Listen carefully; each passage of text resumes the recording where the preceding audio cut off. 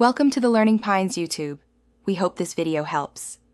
You start by verifying basics. Battery at least 12 volts and enough fuel so the engine behaves normally. Once done, ground the unit to a clean metal point and attach the smoke hose to a recommended intake or vacuum port so you can introduce smoke without back pressure. Make sure the smoke reservoir has the correct fluid and all tank fittings are tight. This prevents leaks that confuse your diagnosis.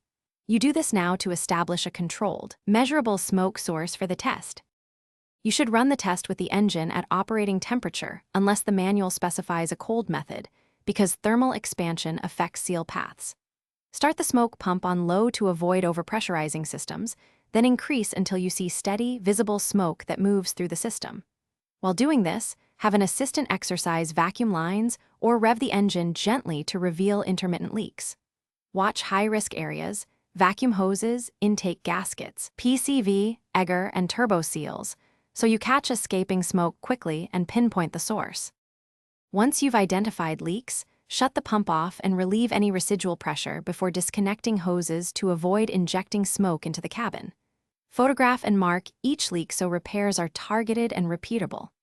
After replacing gaskets or hoses, run the smoke test again to confirm the fix. This validates your work.